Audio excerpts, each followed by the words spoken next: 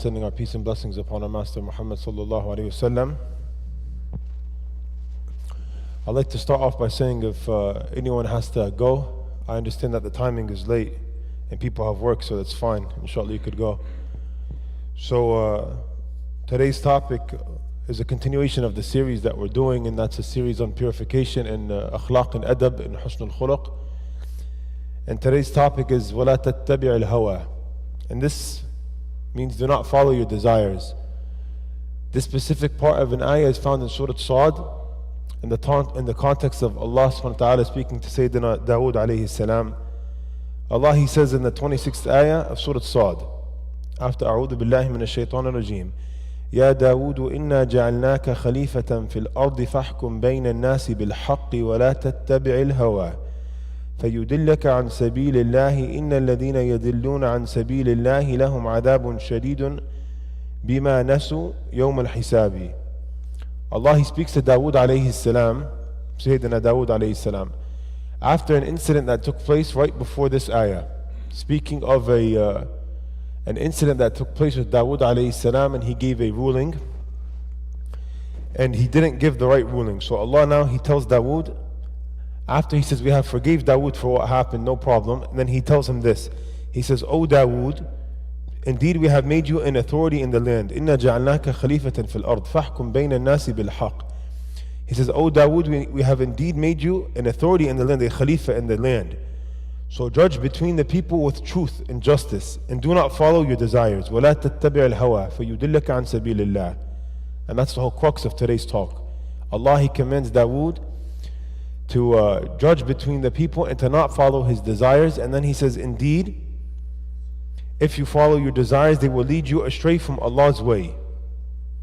Allah tells Dawood alayhi salam, don't follow your desires, or they will lead you astray from Allah's way. Surely those who go astray from Allah's way will suffer a severe punishment for neglecting the day of judgment. So now, in context, speaking about desires and following your desires, us as Muslims, Islam comes completely always to teach us how to do the opposite of following our desires.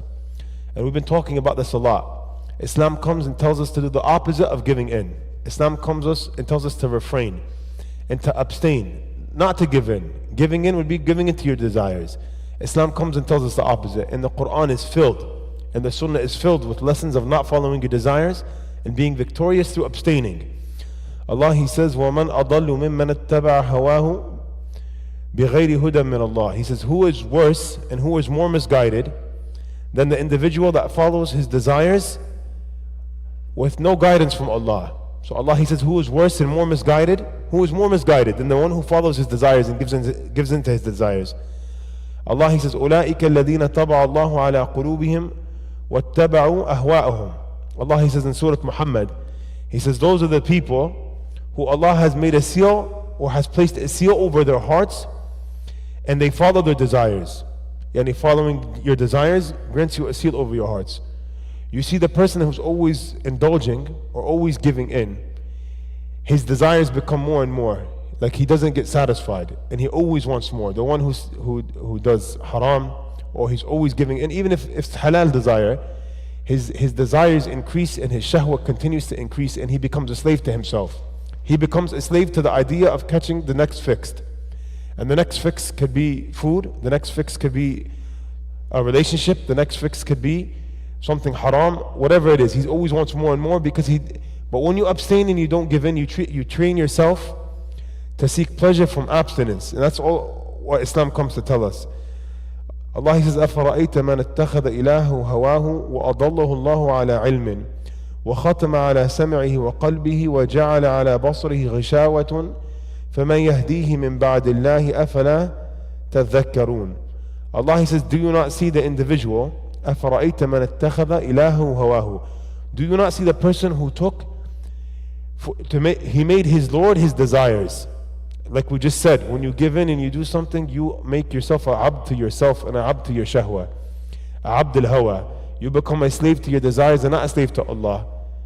So Allah, He says, do you not see the person who took his own self and his own desires, his Lord? And then Allah, He says, وَأَضَلَّهُ اللَّهُ عَلَى عِلْمٍ. And Allah has led him astray on knowledge.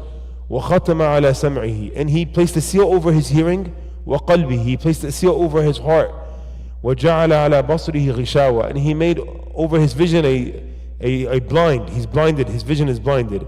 فَمَنْ يَهْدِيهِ مِنْ بَعْدِ اللَّهِ, so who will guide this person after Allah? Yani the person who's drowning in indulging, the person who's drowning in desires, he has a seal on his heart, he's blinded and he's deaf. Maybe he's walking in real life, maybe in real life he's not blind, actually physically blind, but he's spiritually blind. The person who is drowning in desires, the person who follows desires and doesn't have boundaries, he's blind, he's deaf, and he has no comprehension. Allah just says he has a ghashwa on his seeing, and he can't hear and he can't think properly. And we like to say this all the time. The person who's drowning in sin or desires, he doesn't see normal. He sees haram as good, because his seeing has been messed up through his indulging. His seeing has been messed up through his sinning, and his vision is impaired. You know, when you drink and drive, the cop, he pulls you over and he tells you to take the breathalyzer. He says walk on the straight line, and you can't walk on the straight line because your vision is impaired, because you're drunk driving. When you are giving into desires and giving into haram and not abstaining, your vision becomes impaired. So you start to see that which is haram and displeasing to Allah as satisfactory. And this is the scariest thing, because your heart is decaying, your heart is drunk. You start to see zina as something that you want, and you start to see haram on the internet as something that you want, and you start to love music. All of this is due to the sinning. It makes you not see pure as pure. It makes you see pure as boring. Yani it makes you see salah boring, masjid boring. It makes it very difficult to do good, and it makes haram very appealing to you. The believer that has a pure heart and he's far from his following of desires and he's in the boundaries of Allah, he doesn't see haram as good. He sees it as distasteful and disgusting for what it is, because haram is disgusting.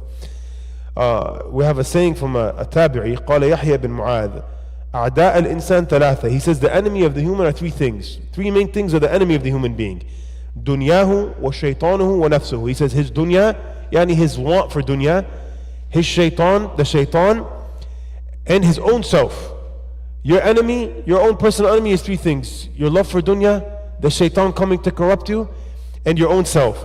فاحترس من الدنيا بالزهد فيها. So now he gives you the three prescriptions on how to overcome these three things he just mentioned. He said, so as for dunya, the first enemy, as for dunya, attack dunya or go against dunya by being a zahid in it, yani by not caring about dunya, by not giving dunya attention. He goes, the prescription for dunya, the medication that you take is to ignore it, to not care about it. The same way when you ignore a female, she comes and she wants you. But when you give a female attention, she doesn't want nothing to do with you, because you're easy. But when you're hard to get and you're stoic, you become intriguing and you're valued now. How do you get rid of dunya? By ignoring it completely. And then dunya comes, by the way, dunya comes to you. The person that yazhadu for dunya comes running to him. He has no problems financially. The person that doesn't care for it. Not that I'm saying he's lazy, but I'm saying dunya is not in his heart. Allah is in his heart, and he's busy. And he's busy with Allah. That person, so he says, be a zahid in dunya, and show it no attention. وَمِنَ الشَّيْطَانِ بِمُخَالَفَتِهِ. And as for shaitan, the way that you attack shaitan or you go against shaitan is by going against him and not listening to him. وَمِنَ النَّفْسِ بِتَرْكِ الشَّهَوَاتِ.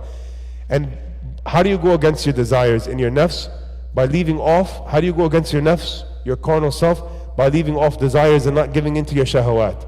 This is very difficult, but it's like a battery that you have to charge. The same way the person goes to the gym, he's very serious about the gym, he has muscle memory and he's strong. He goes and he works out, and the next day he gains muscle. So he starts with a 30-pound dumbbell, then 35-pound dumbbell, then after 1 year he's 55-pound dumbbell, chest pressed, then 150-pound dumbbell. Eventually after 3 years he's growing muscle. Your muscle of your heart and your spiritual muscle is just like your physical muscle. It takes growth. So it's not easy in the beginning, but once you fight off your desires a little, it becomes easier, and you start to grow in your iman, and your iman grows. And then you see yourself 4 years ago, and you say, subhanAllah, 4 years ago it was difficult for me to not do this, and now I haven't done this in 4 years. So you have to continuously work out your spiritual battery by not giving in, by coming to the masjid. One more quote. قال إبراهيم القصار أضعف الخلق من ضعف عن رد شهوته. He said the weakest of all people is the person who's too weak to repel his shahwa. The weakest of everyone is the one who's too weak to not give in to his desires. وأقوى الخلق من قوي على ردها. And he says the strongest of all people is the person who is able to repel his shahwa and not give in to his shahwa. Yani the weakest of everyone is the one who can't repel his desires. He always gives in. And that's the normal person. The everyday person, the everyday Muslim is the one that he gives in to desires. You don't want to be an everyday person. You want to be a person of value, a person of significance, a person with Allah in your life. That's through not giving in to your desires. That's what raises you in status. So he says the weakest of people are the one who can't repel their desires, like everyone else in the world. Everyone else giving in to every desire they want. And he said the strongest of Allah's creation are the ones who are able to repel their desires and not give in. The Prophet ﷺ said, لَيْسَ الشَّدِيدُ بِالسُّرْعَةِ وَإِنَّمَا الشَّدِيدُ الَّذِي يَمْلِكُ نَفْسُهُ عِنْدَ الْغَضَبِ. And this goes exactly in line with the Prophet's hadith when he says that the strong person is not the person who could wrestle, and not the person who gets angry quickly and he lashes out physically with his anger. That's not the strong person. However, the strong person is the individual who can hold his anger when he's angered. True strength is abstinence. True strength is holding, not lashing out. Anybody could lash out and get angry and hit and break a wall and break their knuckles. That's easy. The Prophet said that's not strong. Strong is not in wrestling and being lashing out and getting angry. Strong is being angry but holding your anger, and that's all goes back to not giving into your desire of anger, because anger is a big desire, because it's your desire to lash out when you're angry. Holding that takes immense strength, and it takes immense discipline. But discipline for the mu'min is something that he's been working on his whole life since he hit the age of puberty, because discipline for the Muslim is gained through his discipline battery of taqwa, which is praying salah and going to the masjid and making wudu, waking up for fajr. All of this is discipline, and all of this is in order to make you strong, in order to grant you the ability to abstain. And Ramadan comes once a year to teach you the essence of abstinence and the strength you're given through abstinence. Because in Ramadan you abstain and you don't give in, and Allah subhanahu wa ta'ala, He teaches you that not giving in is strong, and not giving in is taqwa battery recharged like crazy, and you have the ability to stay away from haram like you were never able to stay away from haram. Ramadan comes every year and it teaches the individual that he's able to abstain when he didn't know he could abstain. Ramadan comes every year to teach the individual that he could go to the masjid when he wasn't going to the masjid.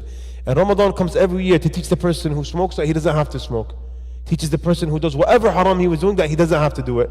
It teaches you that you have a lot of discipline and you could do it, and inshallah you could keep it up after Ramadan. Ultimately we ask Allah subhanahu wa ta'ala to curb our desires and to make us of those who lower our gaze and purify our hearts and our gazes. We ask Allah subhanahu wa ta'ala to make us people of the masjid and to write us from the people of Fajr. We ask Allah to bless our day with the barakat of Fajr and Fatiha. We ask Allah subhanahu wa ta'ala to be with our brothers and sisters in Gaza and to grant them a victory and grant them the ceasefire to continue, and to grant them electricity and health and everything good. Wa sallallahu ala sayyidina Muhammad wa ala alihi wa sahbihi wa sallam kathira.